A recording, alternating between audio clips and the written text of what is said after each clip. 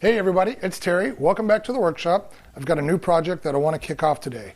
But first, I have kind of a serious confession to make. Many of you know that I've been doing RC stuff for a long time. And over all those years, I never built a Tamiya kit. I said I never built a Tamiya kit, okay? I know, when I was growing up, all my friends, they had grasshoppers and hornets and frogs and clodbusters, but for whatever reason, I never did. And now I feel like there's this huge gaping hole in my RC resume. But I'm gonna fix that today. My next project is this, the Dancing Rider. Not only is it a Tamiya kit, but it's a very unique Tamiya kit. So I feel like I'm getting the best of both worlds here. And I figured as long as I'm trying out some Tamiya things, I'll also give a shot at their spray paint, and I have some side cutters as well. So let's get started.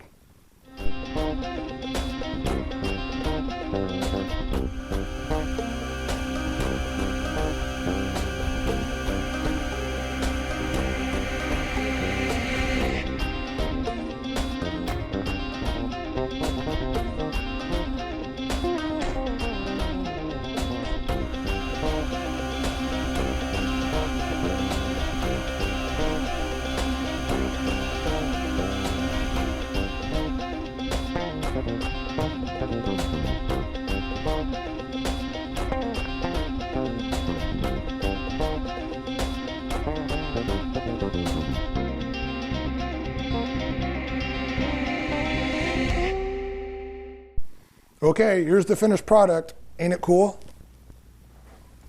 I think I spent around 3 hours putting the chassis together and installing the electronics necessary to get it going. And then between masking and painting and adding stickers, I have another 2 hours or so in the body. And that doesn't include the drying time between coats of paint.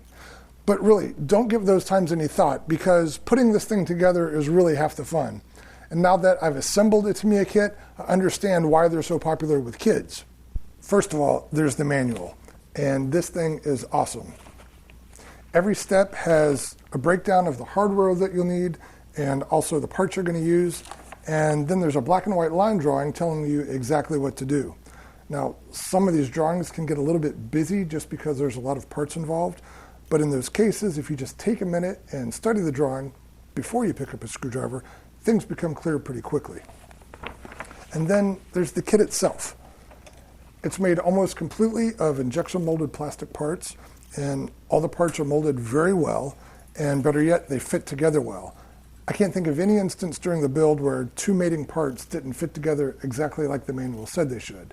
So I didn't have to do any tweaking or improvisation to get this thing together. I've taken the body off to give you a better idea of how this thing works.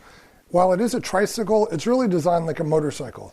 And like every RC motorcycle that I've ever seen, the front forks are free castering, meaning there's no direct control of the steering here. The way it turns is by tilting the rear axle. You can see as I turn the steering wheel, the axle tilts with it. The tilt mechanism is actuated by a full-size standard servo, so there's really nothing special there. And the kit includes adapters that mate to several different brands of servos, but not every servo. I was originally going to use a Spectrum brand servo in here, but none of the adapters would mate up to that. So I swapped it out for a Futaba servo and everything was fine. In addition to the tilt servo, you'll also have to add a receiver, a brush motor speed control, and a battery to power this whole rig. Now I used a combination receiver and speed controller from ECX, and that's located here on this back shelf. And that's also mated to a simple 2.4 gigahertz pistol grip controller. When it comes to batteries, you actually have several different options here.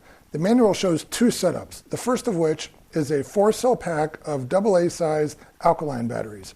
Now that kind of surprised me because those household alkaline cells have very low discharge capabilities. So that suggests to me that the power system here doesn't pull very many amps. But whether or not alkaline cells would actually work, I didn't want to go with that because who the heck wants to use batteries that you have to swap out and throw away all the time? So I went with the second option in the manual, sort of. The other setup is a 2-cell pack of lithium-ion batteries that's made by Tamiya. Now I didn't have the Tamiya pack, but I had something that was very similar. Now this is a 2-cell pack of A123 brand lithium-ion batteries, and they're essentially the same thing as the Tamiya pack. Now, these are 18650 sized cells. You could also use any of the popular 18650 sized lithium ion cells that are on the market, as long as they have a sufficiently high discharge capability, say 5 or 10 amps. Now, another battery that I've been using is this. It's a small 2-cell lithium polymer battery. The risk with using lithium-type batteries with this particular speed control that I chose is that this unit does not have a built-in voltage cutoff that's applicable for these cells. So it's possible to over-discharge the batteries and kill them. Now, if what I'm saying doesn't make any sense right now, well, it's probably better to stay away from lithium batteries until you get up to speed on that. No matter which type of battery you choose, your biggest constraint is probably going to be the size of the battery compartment. It's just a little bit small and somewhat oddly shaped, so you'll have to make sure that you choose a battery that fits in there easily. I spoke before about the tilt mechanism that's used for steering the Dancing Rider. You may have noticed that there's also a bar back here. Well, that bar serves a very important purpose. When you're driving the Dancing Rider around and you accidentally roll over, well, just by tilting back and forth, that bar will push off the ground and get the Dancing Rider back onto its wheels. So you don't have to walk over and pick it up. And that is cool. Driving the Dancing Rider is unique. And by unique, I mean really fun. This thing has an impossibly small turning radius, and it is extremely maneuverable. And it even has a decent top speed when you let it loose. And that seems especially true when you're driving on the floor in indoor spots like this. While the Dancing Rider is super maneuverable, it isn't incredibly precise. You actually have to get a little bit of forward speed going before the forks will stabilize enough to go straight ahead. And the transitions into and out of turns can sometimes be a little sloppy. But with a little bit of practice, you'll soon figure out what this thing is good at and what it isn't good at and what you can do with it. Now in reverse, well, don't go in reverse. The front forks just shimmy the whole time and you'll probably fall over pretty quickly. So save reverse for when you need to back yourself out of a corner.